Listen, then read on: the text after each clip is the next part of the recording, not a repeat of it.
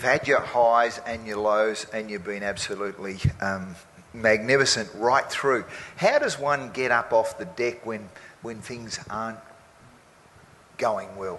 I would like to share one experience with you here. It's a funny story, but completely out of the box, which we hadn't tried, and it did wonders for our team. We were playing against New Zealand, and Chris Keynes was bowling. This was in India, in Mohali, so in your hometown. The ball was reverse swinging, and Chris Keynes was virtually beating us 2-3 times an over. I was batting with Rahul Dravid, so the main batters were batting. We'd like to believe that we were the main batters. And we were getting beaten, and we were sort of clueless because we couldn't see the shine. Sometimes the surfaces are such that it becomes a little difficult to figure out which side is the shiny side and which is the rough side. I expect all you guys to know what reverse swing is.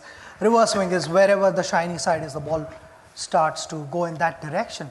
Even if the bowler wants the ball to go in the opposite direction, it will not go because of the imbalance and the surface of the ball. So Chris had started doing that, and I met with Rahul in the middle of the wicket, in the middle of the over. I said, I've got an idea.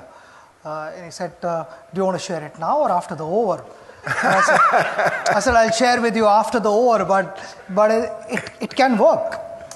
So Rahul said, okay, tell me now, what is your idea?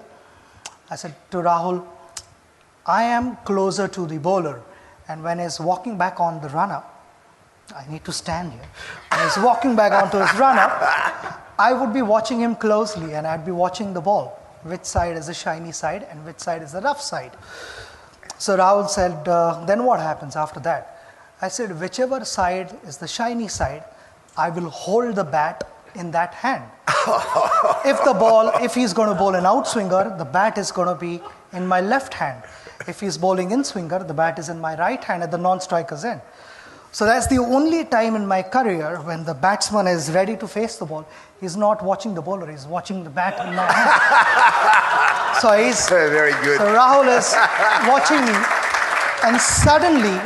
and suddenly you see a couple of cover drives being hit for boundaries, and on drives passing piercing mid-wicket and mid-on, and Chris is like wondering, these guys were getting beaten a couple of times every over, and suddenly I'm giving away a couple of boundaries. There's definitely something wrong.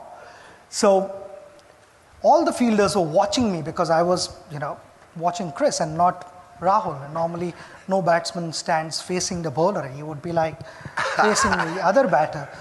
And then I would quickly change the bat, and by then they had sort of figured out that there is something fishy.